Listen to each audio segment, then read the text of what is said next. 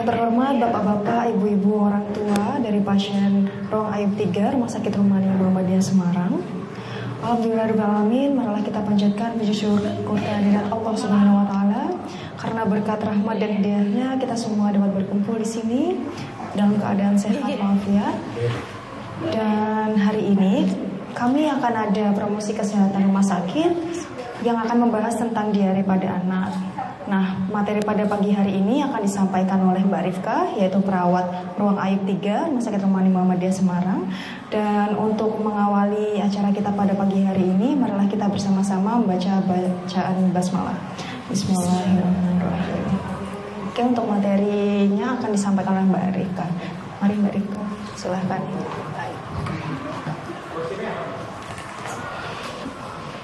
Oke, bismillahirrahmanirrahim. Assalamualaikum warahmatullahi wabarakatuh. Perkenalkan, nama saya Rifka Ayu Untari. Saya perwakilan dari Ruang Ayub 3. Di sini saya akan membagikan sedikit ilmu tentang diare pada anak. Semoga ibu-ibu dan bapak-bapak dapat mengambil manfaatnya. Diare. Apa itu diare? Diare itu adalah perubahan frekuensi BAB pada anak dalam sehari lebih dari 3 kali, dan biasanya akan diikuti dengan perubahan bentuk. Biasanya lebih cair, lalu biasanya ada lendirnya. Kadang dalam kasus-kasus tertentu anak juga mengeluarkan darah setelah BAB gitu ya. Oke. Selanjutnya, kenapa kita mengambil tema tentang diare? Karena diare ini masih menjadi fokus kesehatan ya. Jadi sampai saat ini WHO mencatat 1,7 miliar orang itu di dunia masih terkena penyakit diare. Lalu di Indonesia itu ada 1.500.000 sekian orang, anak-anak ya utamanya, yang kita bahas di sini anak-anak. Jadi masih banyak yang terkena diare. Lalu selanjutnya di Jawa Tengah sendiri, ibu-ibu, ada 21.000 kasus anak-anak yang mengalami diare, dan itu juga tidak sedikit yang mengalami kegawatan dan bahkan kematian karena diare. Jadi diare ini menjadi hal yang fokus kita, menjadi hal yang penting untuk kita bahas di sini ya, karena ternyata diare itu meskipun kadang kan kita memikirnya halah cuma diare nggak apa-apa gitu ya, tapi ternyata diare itu juga hal yang sangat gawat yang menyerang di anak-anak, karena biasanya dehidrasi gitu ya, diare itu tidak terlihat di anak-anak gitu ya. Makanya kita di sini belajar sama-sama, kita lihat gimana caranya nanti untuk menangani, lalu ciri-ciri anak itu diare seperti apa gitu ya. Oke, selanjutnya, lalu apa saja yang menjadi faktor penyebab anak itu bisa terserang diare gitu ya. Yang pertama, adanya infeksi bakteri dan virus. Nah, ini jelas ya. Biasanya pada kasus anak-anak, bahkan di ruang anak kita ya, karena saya juga merawat anak, saya kebetulan Ruang Ayub 3, saya sering menemui pasien-pasien dengan diare, tapi untuk leukositnya itu nggak tinggi. Jadi biasanya itu anak-anak itu terkena virus gitu. Jadi bukan karena bakteri atau apa, tapi dia terkena virus juga gitu. Jadi nggak ada apa-apa, tapi dia juga diare itu bisa ya. Jadi fokusnya itu ada di virus juga dan ada di bakteri juga. Nah, biasanya bakterinya itu adalah bakteri E. coli. Ya, biasanya paling sering itu bakteri E. coli ada di minuman gitu ya. Oke, selanjutnya ada di makanan dan minuman. Nah, ini yang tadi sedikit saya bahas ya. Oke, di makanan dan minuman itu biasanya di bakteri E. coli. Nah, biasanya di minuman itu untuk anak-anak ya, di anak-anak itu kan tidak seperti orang dewasa ya.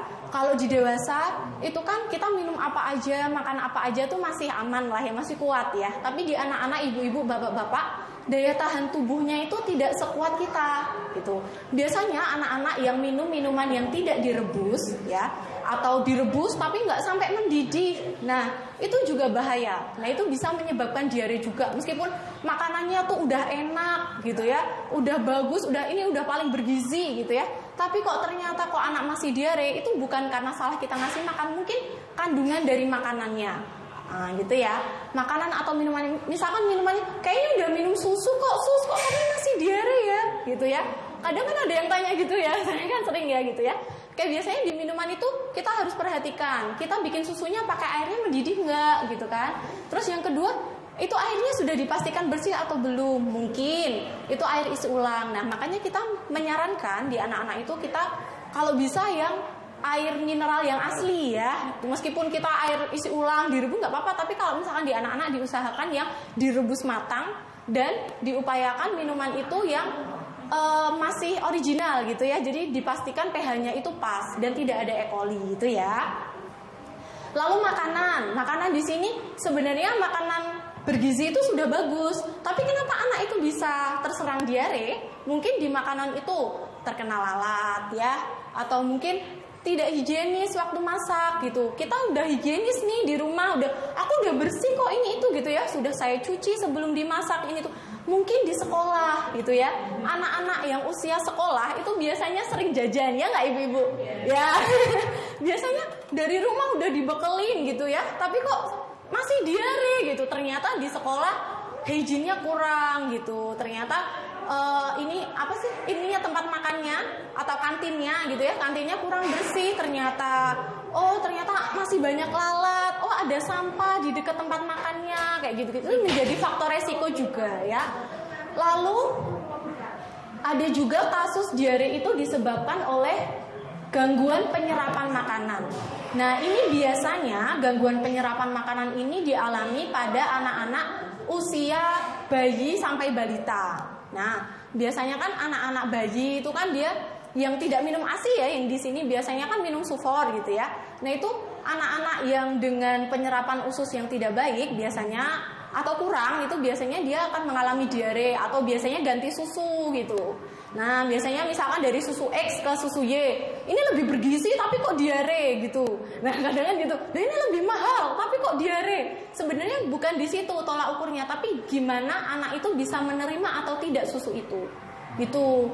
Jadi mau mahal, mau apa, tapi kalau misalkan anak itu tidak bisa menerima ya tidak bisa. Kadang ada anak-anak yang dia alergi susu sapi ya, harus dikasih yang free soya, yang harus soya gitu ya, atau free laktos gitu bisa. Karena anak itu mengalami gangguan penyerapan makanan. Nah, ini biasanya nanti dikonsulkan sama DSA-nya, dokter spesialis anak itu nanti akan merekomendasikan susu yang lebih pas atau cocok untuk anak itu gitu ya. Lalu selanjutnya yaitu faktor lingkungan. Ya, faktor lingkungan ini sangat mempengaruhi bagaimana lingkungan rumahnya atau lingkungan bermain anak. Biasanya anak-anak yang usia bermain itu lagi seneng-senengnya kan mainan gitu kan sama temen-temennya. Mungkin di rumah kita bersih, tapi mungkin di rumah temennya nggak terlalu bersih, di lingkungan sekolahnya nggak terlalu bersih seperti itu. Lalu alergi. Nah, biasanya di anak-anak tertentu itu ada alergi. Biasanya di sini juga kita di anak-anak yang minum obat-obatan tertentu. Misalkan kayak obat-obat TB itu ya. Biasanya obat-obat TB itu juga menyebabkan dia itu diare, mual, muntah sering di awal-awal minum obat itu biasanya orang tua itu akan gelisah gitu ya. Bingung, kok anak saya habis minum obat ini kok diare? Iya, nggak apa-apa. Memang kadang ada beberapa yang seperti itu ibu-ibu, bapak-bapak. Jadi ada beberapa obat yang bikin anak itu nggak cocok. Nah, itu biasanya anak-anak itu alergi atau makanan tertentu gitu. Ada yang dia alergi bikin ruam-ruam ada atau demam. Ada juga yang bikin diare juga ada. Lalu yang utama adalah faktor perilaku sehari-hari. Nah, ini biasanya itu di anak-anak, apalagi anak-anak yang usia preschool, balita ya, usia 1 tahun, usia 2 tahun itu kan lagi seneng-senengnya ya. Ini lagi fase oral ya. Sebelum 1 tahun juga biasanya 9 bulan, 12 bulan itu kan dia fase oral tuh, suka banget masukin semua hal ke mulut, ya nggak?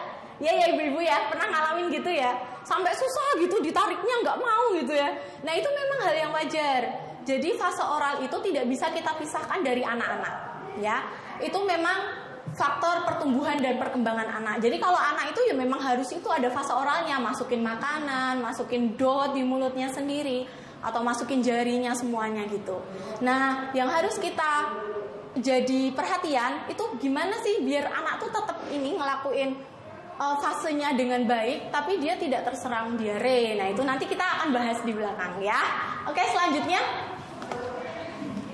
tanda dan gejala diare. Anak bisa kita sebut lagi sakit diare itu kayak apa sih gitu ya. Jadi ibu-ibu kan ini yang biasanya kan ketemu anak 24 jam gitu ya, mendampingi anak. Ini anak aku lagi sakit apa ya gitu. Jadi orang tua itu harus peka ya, harus tahu, oh ini anak aku lagi demam, oh ini lagi ini gitu ya. Kita akan belajar sama-sama di sini ya. Tanda dan gejala anak itu dikatakan sedang mengalami diare, jelas seperti tadi ya pengertiannya. BAB sehari itu lebih dari 3 kali atau 3 kali dengan konsentrasi yang lebih cair, lembek, atau kadang ada darah juga. Kadang kalau yang memang sudah diare akut itu biasanya dia sampai yang warna hijau juga, kayak gitu ya. Kadang kayak gitu. Lalu biasanya anak akan mengalami rasa haus, dia minta minum terus kayak gitu. Habis diare sur-suran dia minta minum, nggak apa-apa, itu hal yang wajar. Itu memang tanda gejala anak lagi diare ya. Lalu dia akan diikuti mulutnya itu kering, lidahnya juga mulai kotor gitu ya. Terus biasanya mata ya, di mata itu yang paling kelihatan, dia cekung gitu ke dalam gitu. Biasanya belok gitu ya. Biasanya matanya bagus, belok, kok dia kok sayu gitu. Nah itu berarti dia lagi diare dan kemungkinan dia sedang dehidrasi ya. Lalu yang bisa dicek di anak-anak usia di bawah 1 tahun ya ibu-ibu, yang jadi perhatian di ubun-ubun sini ya. Di ubun-ubun kalau di anak-anak yang usia bayi itu dia tuh bisa dipegang Bu di sininya. Coba dipegang gitu. Ada adiknya tak? Nah, dipegang. Lah kalau dia itu di situ, tak, di sini. Lah itu kalau misalkan anak itu dia diare dan dehidrasi, di sini dia akan cekung Bu. Cekung, bener cekung. Dia akan letoy gitu ya, gimana ya, lembut gitu. Nah gitulah, pokoknya letoy gitu. Pokoknya dipegang itu nggak keras gitu. Jadi ubun-ubunnya itu ciri-cirinya seperti itu. Oh ini berarti anak aku udah dehidrasi nih gitu ya. Jadi kita bisa aware, kita bisa tahu gitu ya. Selanjutnya kulit perut di anak-anak nih, kulit perutnya. Kalau di orang dewasa kan enggak ya. Kalau di anak-anak itu lebih kelihatan cirinya. Nah di perut itu dia biasanya kalau kita cubit kita langsung balik ya, set gitu ya. Tapi kalau dia sedang dehidrasi dan diare, dia akan lama baliknya, kayak lemot gitu. Harusnya tadi langsung gini ya, ini nggak lama gitu, lama gitu. Jadi tidak elastis ya.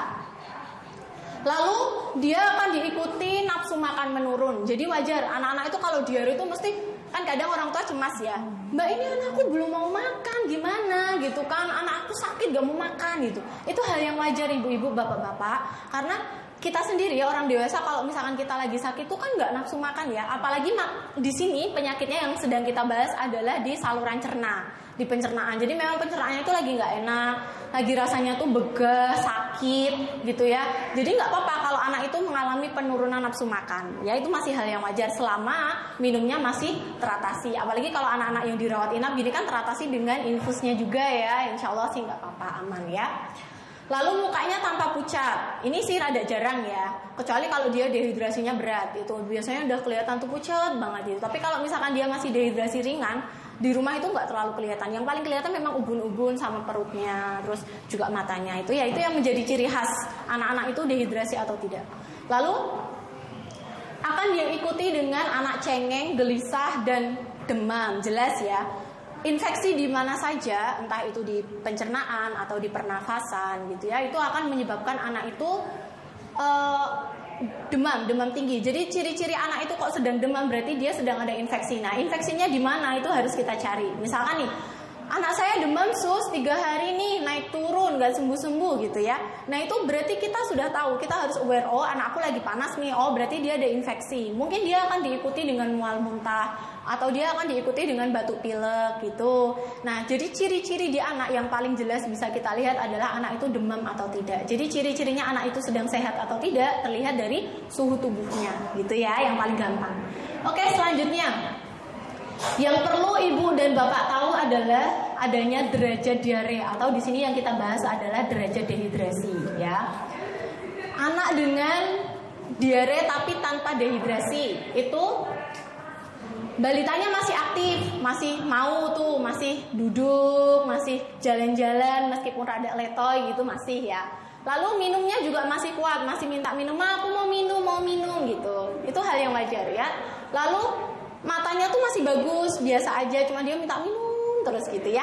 Lalu turgor pelut yang sudah saya sampaikan tadi, perutnya itu dia kembalinya cepat, biasa aja, oh nggak apa-apa masih bagus. Terus ubun-ubunnya juga nggak kenapa-kenapa. Nah, lalu diare ringan. Lah ini kita juga harus sudah warning ya. Ini tanda kuning. Jadi kalau misalkan anak itu sudah diare ringan, Itu kita harus langsung aware. Dan kalau misalkan memang ciri-cirinya itu ada gelisah gitu ya, sudah gelisah, anak tuh bingung, nangis terus gitu ya, demam nggak turun-turun, masih gelisah, diare sor-soran, nah itu kita harus aware, langsung bawa ke vaskes kesehatan ya terdekat. Karena takutnya nanti dia akan masuk ke dehidrasi berat. Kalau sudah dehidrasi berat, itu nanti akan susah, karena di anak-anak itu dehidrasi adalah salah satu hal yang memicu kegawatan gitu ya. Nah di dehidrasi ringan itu anak gelisah, jelas, terus matanya mulai cekung, tapi nggak yang dalam gitu ya. Lalu ingin minum, haus terus-terusan ya, sama turgornya sudah mulai rada lambat gitu kembalinya, rada sudah tidak elastis, letoy gitu ya. Terus untuk dehidrasi berat, kalau saran saya jangan sampai anak itu dalam posisi dehidrasi berat baru dibawa ke vaskes ya. Ini ciri-cirinya dia masih sadar sih, cuman matanya tuh sudah cekung, udah nggak mau minum malahan. Jadi kalau anak itu masih mau minum itu berarti dia masih dehidrasi sedang. Tapi kalau anak sudah sama sekali nggak mau minum dan padahal dia mual, muntah dan diare sering, nah itu berarti dia sudah masuk di fase dehidrasi berat gitu ya. Lalu jelas turgor kembali sangat lambat, lalu ubun-ubunnya cekung gitu ya. Semoga nggak ada yang sampai seperti itu ya, semoga sehat semua ya. Oke, selanjutnya, lalu bagaimana cara kita mencegah terjadinya diare ya?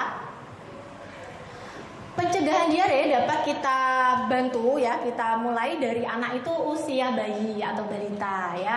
Kalau bisa pemberian ASI itu memang kita sangat sarankan, karena di ASI itu jelas dia antibodi yang paling kuat. Jadi apalagi kalau misalkan anak usia 1 hari 2 hari itu kan biasanya kan dia ASINya lebih keruh gitu ya. Kadang kita mikirnya itu jelek tuh ASINya gitu kan. Kok kayak gitu warnanya? Justru itu yang sangat dibutuhkan anak. Jadi kalau anak itu sudah masuk itu minimal 5 hari pertama, itu dia sudah memiliki antibodi yang kuat. Jadi nggak usah ini juga, misalkan anak aku sama ini nggak mau ASI, baru 1 tahun, nggak apa-apa. Yang penting dia sudah masuk ASI. Misal pun memang tidak bisa masuk ASI juga tidak apa-apa. Itu bukan kesalahan ibu-ibu ya. Kita usahakan ya gitu. Karena ASI itu antibodi utama. Jadi kalau anak itu dia minum ASI, dia nggak akan gampang terserang penyakit apapun, apalagi diare ya. Tadi ya, memastikan air dan makanan yang dikonsumsi matang dan mendidih ya. Jadi kita harus memastikan makanan yang dikonsumsi anak itu nggak apa-apa. Kita misalkan makanan yang biasa nggak apa-apa, tapi kalau misalkan kita usahakan di anak itu bersih, higienis, terus juga bergizi gitu ya. Kalau mau masak cuci tangan dulu. Anak juga sama. Kalau misalkan kita udah cuci tangan tapi anaknya nggak cuci tangan, sama aja. Itu berlaku juga waktu anak ngemil ya. Nggak kadang, nggak apa-apa lah orang ngemil doang gitu. Nggak boleh. Jadi anak meskipun ngemil, kita tetap harus cuci tangan dulu. Kita cuci tangan, anak cuci tangan gitu ya. Lalu memastikan air itu tadi bersih, lalu mendidih ya. Itu penting. Mendidih itu penting. Jadi kalau misalkan belum sampai matang jangan dimatikan dulu. Ya, jadi soalnya bakteri itu nggak bisa mati kalau dia nggak di air mendidih. Lalu memastikan kebersihan jamban dan lingkungan ya. Jamban di sini maksudnya kamar mandi ya. Jadi kamar mandi itu harus dipastikan bersih, dan kalau bisa, kalau misalkan kita lagi berpergian di mana-mana itu diperhatikan juga. Kalau misalkan memang jambannya itu kotor, kalau bisa cari di tempat yang lain. Karena kita nggak tahu sebelum kita itu dia pakai jamban tuh dia ada sakit atau enggak gitu-gitu kan. Nah itu kalau misalkan tidak dibersihkan dengan baik, itu akan menjadi sumber kuman dan penyakit. Lalu lingkungan. Nah yang jadi perhatian adalah biasanya anak-anak yang masih pakai diapers ya, masih pakai pampers itu, kalau misalkan memang dia pakai pampers itu harus kita buang dengan di tempatnya yang baik ya. Jadi jangan kayak sembarangan gitu, nggak boleh. Soalnya itu menjadi sumber kuman dan penyakit. Kalau bisa BAB-nya, misalkan anak BAB itu dibuang dulu di jamban, dibersihkan, lalu diplastikin dibuang gitu ya. Jadi nggak boleh kita buang di tong sampah masih kondisi masih kotor, itu nggak boleh ya. Lalu yang jadi perhatian dan yang menjadi kasus sering di Ayub 3 itu biasanya anak punya barang-barang yang sangat dicintai ya. Ya biasanya ya ibu-ibu ya, dia punya bantal kesayangan gitu ya, dia punya, ya kan ya biasanya rata-rata gitu ya.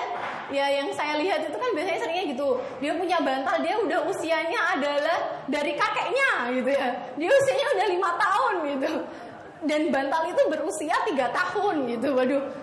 Dan itu sama sekali nggak dicuci. Aduh jangan ya, kalau bisa ini jadi perhatian kita bersama, karena itu menjadi sumber penyakit.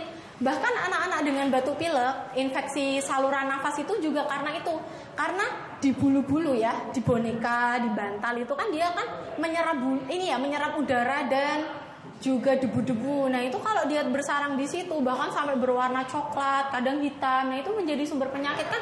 Anak kan nggak mungkin dipegang tok, mesti kan dia digigit-gigit gitu kan, kadang diremes-remes karena gemes. Nah itu yang jadi sumber penyakit biasanya, dan itu menjadi menghambat juga kita memberikan pengobatan itu juga sedikit menghambat karena itu kan juga jadi sumber kuman lagi, kita obatin tapi ada sumber kumannya nanti jadi susah gitu ya. Terus juga kita juga menyarankan mainan anak-anak di sini, kita juga di mainan kita, di ruang bermain kita itu minimal 3 hari sekali kita cuci ya, dicuci. Jadi misalkan mobil-mobilan gitu, tapi ya kalau mobil yang listrik ya jangan ya, rusak ya.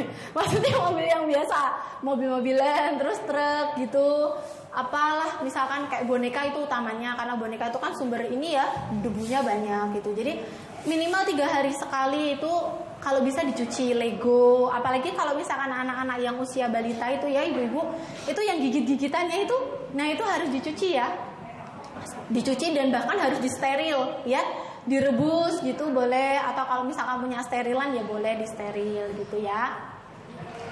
Lalu memberikan vaksin ya, memberikan vaksin pada anak ini juga menjadi perhatian kita, karena ada beberapa anak ya, pasien kita juga ada beberapa yang dia nggak mau vaksin. Sebenarnya nggak apa-apa sih, vaksin itu bisa kita dapatkan dari beberapa hal, tapi yang utama di sini menjadi fokus kita itu kita diupayakan anak kita vaksin, karena itu menjadi pencegahan utama. Kita kan mencegah, prinsipnya adalah mencegah itu lebih baik daripada mengobati ya, betul. Lalu yang selanjutnya yang biasanya kita ini ya tadi ya, membiasakan mencuci tangan. Nanti kita coba praktek cuci tangan bersama-sama ya. Oke, selanjutnya next satu lagi ya. Oke, di sini penanganan diare ya, penanganan. Jadi ibu-ibu, bapak-bapak itu boleh melakukan sebuah penanganan atau pencegahan pertama agar anak itu tidak mengalami dehidrasi, bahkan dehidrasi berat ya. Pencegahan diare di rumah ya. Yang pertama jelas memberikan ASI atau susu. Jadi anak itu meskipun sedang sakit atau diare bahkan demam, itu yang menjadi fokus kita pertama adalah susu cairan gitu ya, cairan dulu. Pokoknya nggak apa-apa anak nggak mau makan ya sudah, nggak apa-apa minum susu dulu gitu ya. Pokoknya minum susu ya gitu. Kalau misalkan anak memang mau air putih ya oke, nggak apa-apa air putih. Jadi prinsipnya adalah di sini cegah dehidrasi dengan minum ya. Oke, selanjutnya memberikan oralit. Nah ini obat-obatan yang penting yang harus kita punya, apalagi kita punya balita dan anak di rumah, itu adalah oralit, zinc dan paracetamol. Itu adalah obat-obat basic ya. Jadi kita harus punya di rumah itu. Kalau misalkan anak sudah kelihatan diare, jangan dikasih obat-obatan yang untuk orang dewasa, beda ya. Jadi nggak boleh. Misalkan kalau orang dewasa kayak kita gini, kita diare ya udah kita minum obat buat mencegah diare, stop biar nggak diare gitu. Yang biasanya ada stop-stopnya itu ya. Itu nggak boleh.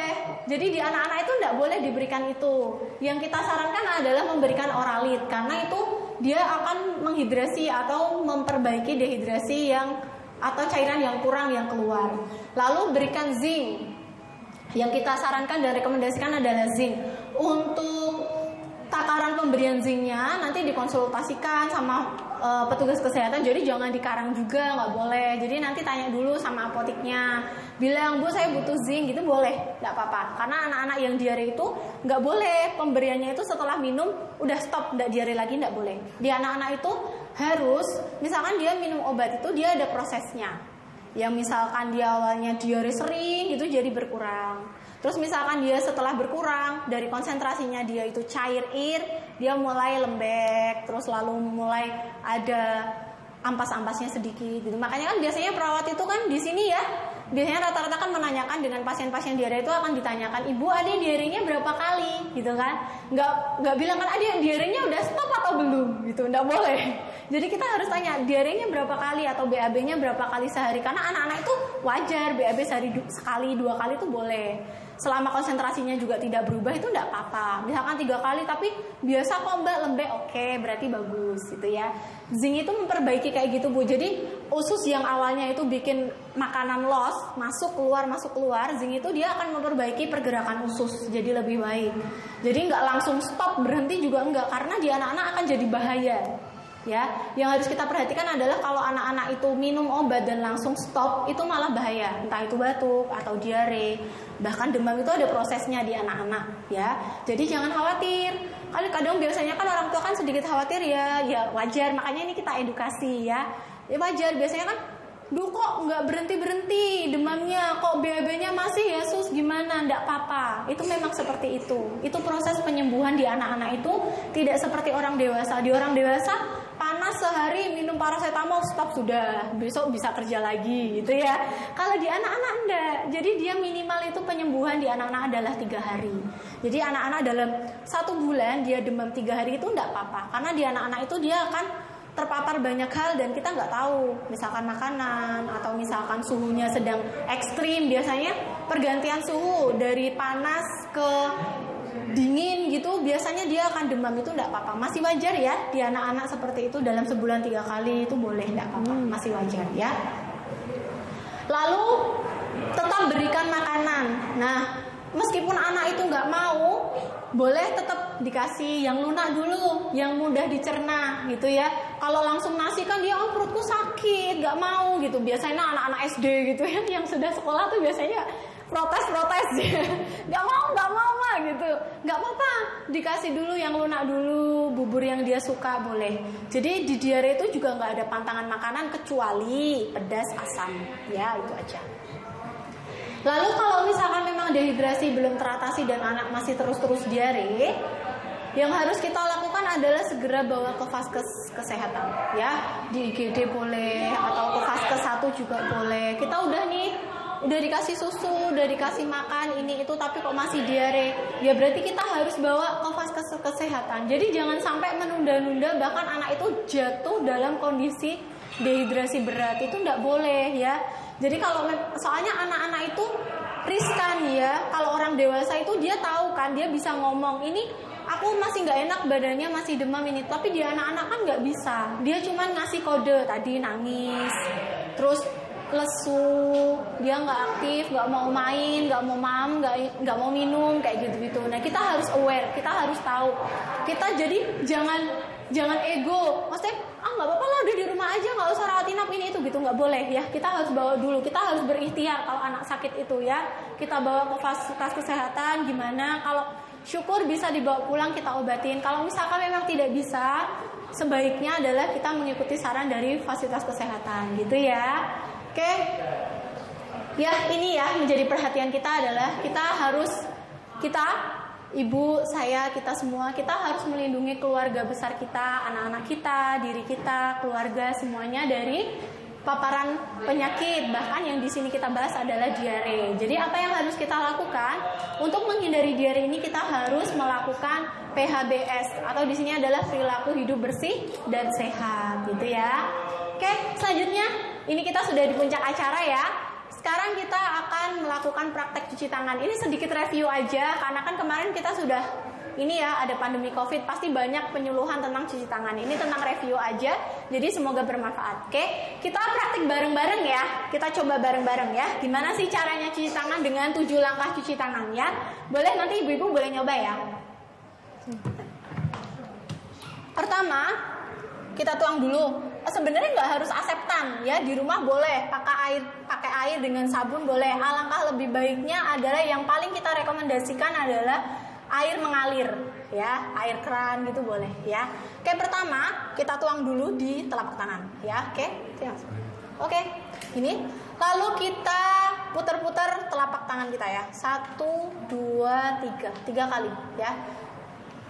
Bingung nggak? Oke, kelihatan ya, insya Allah ya. Oke, 1, 2, 3. Boleh dipraktekin, boleh bareng-bareng boleh. Biar lebih enak, nggak kasar ya. Oke, coba dulu. Ya, cobain ya. Oke. Soalnya cuci tangan ini basic dan hal yang harus kita ajarkan ke keluarga. Anak mau makan ya harus cuci tangan, masuk keluar kamar mandi juga cuci tangan, mau ngemil juga cuci tangan, mau main itu juga harus cuci tangan ya. Oke, sudah? Pertama kita usap-usap dulu, 3 kayak 1, 2, 3. Lalu selanjutnya setelah telapak tangan adalah punggung tangan. Punggung tangan ya, 1, 2, 3 sudah. Lalu ganti punggung selai jari, gini. Ya, jadi sela-selanya juga kena ya. Oke, setelah itu dikunci gini. Oke, kunci dulu. Oke, gini ya. 1, 2, diputar. 1, 2, 3. Oke, sudah. Oke, setelah itu adalah jempol. 1, 2, 3. Lalu jempol satunya. Oke, setelah itu kuku. 1, 2, 3. 1, 2, 3. Oke, kita ulangi ya bareng-bareng ya. Oke. Nggak usah ya. Oke, 1, 2, 3 punggung tangan. 1, 2, 3. Satu lagi. 1, 2, 3. Oke. Sela-sela jari 1, 2, 3. Lalu kunci. Oke, 1, 2, 3. Lalu jempol. 1, 2, 3. 1, 2, 3. Oke, kukunya. Kuku. Oke, 1, 2, 3. 1, 2, 3. Oke, sudah bersih. Jadi kalau kita sudah cuci tangan dan pakai 7 langkah cuci tangan yang benar, insya Allah kuman dan bakteri-bakteri yang ada di tangan itu sudah hilang, sudah bersih. Insya Allah ya tersisa paling sedikit, tidak seperti sebelumnya. Pas kan banyak, soalnya kan memang di tangan kita ini kan sumber kuman dan sumber penyakit. Jangan sampai kita menjadi variabel yang menyebarkan penyakit di keluarga dengan tidak mencuci tangan. Mau masak harus cuci tangan gitu. Terus juga mau nyuapin anak, cuci tangan dulu. Menyentuh anak itu lebih baik kalau kita cuci tangan, apalagi anaknya masih bayi ya. Jadi kalau misalkan anak-anak di usia di bawah 1 tahun itu dia riskan sekali terkena penyakit. Bahkan demam itu juga karena mungkin paparan tangan yang kurang bersih gitu ya. Mungkin itu ada yang mau ditanyakan, mungkin itu yang bisa saya sampaikan. Saya kurang lebihnya mohon maaf. Apabila ada yang saya sampaikan kurang berkenan, saya mohon maaf. Saya akhiri billahi fi sabilil haq fastabiqul khairat. Wassalamualaikum warahmatullahi wabarakatuh. Waalaikumsalam warahmatullahi wabarakatuh. Terima kasih Mbak Rifka atas penjelasannya. Bapak Ibu ada yang mau bertanya lagi? Mumpung Mbak Rifkanya ada di sini. Oke, nggak ada yang mau tanya? Kalau tanya, mumpung ada susternya. Ya, mumpung ada susternya di sini. Boleh, nggak apa-apa. Boleh. Tanya mawon. Nanti kalau bisa saya jawab, kalau belum bisa PR berarti. Siapa nih yang mau tanya? Ada yang mau tanya enggak? Monggo, silahkan. Mumpung ada di sini nih mbaknya. Ya boleh, nggak apa-apa Bu. Yang tanya nanti saya kasih lunchbox deh. Nah ya, saya kasih lunchbox. Ya boleh. Monggo. Gak apa-apa dong. Dokter. J, monggo. Misalkan di lingkungan kita itu ada yang biasanya dengan melihara hewan. Oh iya, oke. Maksudnya kayak ayam gitu-gitu ya. kucing. Kotoran hewan itu apakah juga sangat berpengaruh penting sekali untuk kesehatan dari atau penyakit lainnya itu apa? Oke, baik. Oke. Caranya untuk penanganannya. Oke, baik. Oke, bismillahirrahmanirrahim. Ya, baik. Saya mencoba menjawab ya, Bu. Ya, pertanyaannya bagus, betul. Soalnya kan itu hal yang biasa kita temui ya di lingkungan ya. Ada ayam, tetangga kita punya ayam, punya kucing, gitu kan? Orang ini berilmu. Dokter Kartika tuh, ya itu biasanya itu menjadi faktor resiko juga Bu. Ya, jadi tadi yang sudah saya sampaikan lingkungan itu sangat berpengaruh. Nah, kalau misalkan kita di lingkungan kita itu ada unggas, ya, terus ada hewan-hewan sebenarnya nggak apa-apa, ya, boleh memelihara itu boleh, bukan berarti terus nanti nggak boleh punya burung ini tuh nggak boleh, nggak boleh, nggak apa-apa. Itu tidak dilarang, tapi yang menjadi perhatian kita adalah perilakunya, PHBS-nya. Bagaimana cara kita itu tetap melihara hewan tapi tidak menjadi kuman dan penyakit di tetangga. Nah itu yang menjadi perhatian. Misalkan kita punya ayam, ya, oke boleh nggak apa-apa, tapi kita harus aware sama kotorannya. Yang menjadi faktor resiko anak itu kan kotorannya. Kan kita nggak tahu nih, misalkan anak kita lagi jalan-jalan, lagi lari-larian, lagi main sepeda gitu kok ternyata kena gitu, kena terpapar. Nah itu kan menjadi sumber penyakit. Nah itu menjadi perhatian warga biasanya. Nah hal itu menjadi perhatian kita juga, dan biasanya kita itu di petugas kesehatan biasanya dari pihak puskesmas itu juga akan memberikan edukasi ya, jadi harus diedukasi, harus diberitahukan boleh enggak apa-apa memelihara itu enggak masalah, tapi tolong diperhatikan kebersihannya untuk lingkungan kita juga, karena itu menjadi paparan dan sumber penyakit. Bulu-bulunya boleh kok kalau misalkan mau melihara, tapi jauh dari rumah warga, jangan deket-deket, kasihan dong ya kan, kasihan anak-anak. Kita pikirkan anak-anak dulu, karena anak-anak itu yang rentan penyakit. Kalau kita sih nggak apa-apa, kita pun sebenarnya terganggu ya kan, kotor, bau gitu, apalagi anak-anak. Nah itu menjadi sumber kuman Ibu, kuman bahkan itu menjadi kalau misalkan kita kena BAB-nya, kotorannya hewan gitu ya, itu juga sumber penyakit utama loh. Itu bahkan kalau dulu tuh kita juga pernah ada kasus di mana ada flu burung juga, itu kan juga penyebarannya dari lewat hewan-hewan gitu. Boleh enggak apa-apa, tapi kebersihan yang harus kita jaga. Balik lagi ke PHBS-nya, dia kandangnya harus sering dibersihkan ya. Terus nggak boleh tuh hewan tuh kalau misalkan di kampung tuh jalan-jalan gitu nggak boleh ya. Kalau menjadi perhatian dari puskesmas itu PHBS biasanya dari edukasi puskesmas tuh nggak boleh ada hewan jalan-jalan di depan rumah orang, itu nggak boleh. Boleh di kandang dan boleh harus jauh, paling enggak berapa kilometer dari warga. Jadi nggak boleh bersatu baur bareng anak-anak, bareng itu nggak boleh ya gitu. Jadi perhatian itu, karena itu menjadi sumber kuman tuh ya. Kita lindungi keluarga kita lindungi lingkungan kita ya, sama-sama biar sehat semua ya. Kalau sehat kan seneng, bisa apa-apa. Anak juga kalau anak itu tidak sering sakit ya, pertumbuhan dan perkembangan dia itu akan sesuai usia.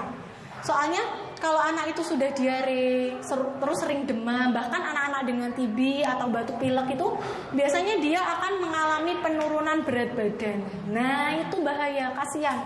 Kalau berat badan itu sudah turun, padahal kita naik kayaknya kan susah ya. Makan anak itu susah ya. Apalagi terus dia terkena penyakit. Nah itu kita harus lebih baik mencegah daripada mengobati, karena anak itu susah, berat badannya susah ya, merawat anak itu kan susah, karena anak itu kan harapan negeri ya, harapan kita semua ya gitu ya. Oke, mungkin ada yang mau ditanyakan lagi? Semoga menjawab ya Ibu ya. Oke. Terima kasih. Dengan Bu siapa tadi? Iya. Oke. Nia, terima kasih atas pertanyaannya. Semoga menjawab ya tadi dari Mbak Rifka. Ada lagi nggak? Ada lagi? Punya dua loh. Langsungnya buat bekelin anak di rumah. Tuh ada souvenir dari satu lagi dari Mbak Rifka nih. Oke. Ada kalau bisa lunchbox. saya jawab, kalau belum bisa PR ya. Oke. Monggo. Iya nih mau dapat hadiah nih kalau misalkan jawab nih. Iya. Monggo. Boleh. Monggo. Boleh. Ya, Assalamualaikum warahmatullahi wabarakatuh. Waalaikumsalam warahmatullahi Nama wabarakatuh. saya Bu Santi, Bu. Oke. Di rumah kan saya memang punya peliharaan kucing ya, Ya. tapi memang selalu dibersihkan. Oke. Nah, terus kemudian kan anak kan sering nyium karena kan kucingnya kucing ras lucu. Oh, oke. Ya, terus waktu sakit itu agak perlahan saya agak curiga kucingnya itu. Oh iya, batuk ya. Iya, batuk. Padahal kita pelihara itu ya kotorannya dibersihkan tiap hari, terus dimandiin. Iya. Memang kucing ras. Gitu. Oh. Terus benar kata ibu itu kan anak itu kadang kalau kita sudah periksa ke dokter nggak turun tuh kita panik. Iya. Dia pengen periksa lagi ke dokter yang lain. Kok minum obatnya kok nggak ada Perubahan. Iya. kok ini mbak ya rada semua sidik kok masih tinggi. Kadang itu kalau kita sebagai ibu tuh panik. Iya, Itu betul. saya amami Bu. Jadi Iya. anak dalam 3 hari itu periksa 3 dokter. Oh iya. Iya itu karena kan takut gitu. Jadi saya pertama ke puskesmas. Minum obatnya sehari kok nggak ada perkembangan. Oke. Saya pindah ke klinik. Nggak ada perkembangan. Naik ke Pak Hertono. iya. Mondo. Oh, iya. Nah, karena Oke. kita kan nggak tahu Bu tadi kalau anak itu memang butuh itu Ya, Terus proses ya. kayak diare tanda-tandanya tadi kan juga kita nggak tahu ya. Kadang kan mikirnya masih bisa, ternyata setelah di sini kok kita tahu gini kan akhirnya kakaknya alhamdulillah seperti itu, saya terus takut, terus langsung bawa ke sini sekalian. Jadi terima kasih penjelasannya Ibu, membantu sekali karena ibu gitu ya biasa sama ya. Kita periksa minum obat, kok tidak turun tuh mesti nggak bisa tidur, mesti kita cari dokter lagi. Kita mesti lagi obatnya kurang. Jadi terima kasih Bu, ini ya maksudnya saya tidak bertanya tapi terima kasih atas informasinya karena memang selama ini kita kan awal kita nggak tahu, pikirnya yo nek wis periksa itu minum obat yo mbok mendo sithik. Nah ternyata memang anak itu butuh proses, itu kita nggak tahu ya Bu ya, baru tahu ini. Terima kasih Bu, sama-sama. Terima kasih. Oke, ya baik. Ya baik, bismillah. Ya baik, saya izin menanggapi ya Bu ya. Baik. Nggak apa-apa, itu hal yang sering kita alami di sini. Saya kan di sini kebetulan perawat anak juga. Jadi itu sering menjadi pertanyaan gitu ya. Misalnya, Sus, ini anak saya kok masih demam gitu, atau kok masih diare gitu-gitu. Nggak apa-apa, itu hal yang wajar karena kita tahu, kita juga mencoba memahami perasaan orang tua gitu ya. Karena cemas, karena anak itu kan kita nggak tahu ya feel-nya dia ngerasain apa gitu ya. Itu nggak apa-apa, itu hal yang wajar ya. Jadi alhamdulillah kalau misalkan memang tadi yang sudah saya sampaikan bisa mengedukasi ya, memang seperti itu ibu-ibu, bapak-bapak. Yang menjadi perhatian kita adalah yang penting kita sudah datang ke fasilitas kesehatan. Ya, memang di anak-anak itu dia butuh proses. Misalpun batuk, dia misalkan dari batuknya juga grog-grog, itu pun juga kadang ada obat yang membuat dia tambah grog-grog. Itu baik, nggak apa-apa. Dia nanti akan malah kadang dari batuk dia jadi diare. Itu nggak apa-apa juga. Karena anak-anak yang misalkan minum obat batuk, kenapa dia bisa jadi diare? Karena biasanya di anak-anak itu dia tidak bisa membuang ludahnya atau membuang dahaknya. Nah, gitu ya. Iya betul. Nah itu biasanya pengeluarannya itu dia akan lewat, biasanya dia akan lewat tinja, lewat BAB. Dan nanti anak-anak yang batuk terus kok malah jadi diare, nggak apa-apa ya, nggak apa-apa, itu hal yang wajar.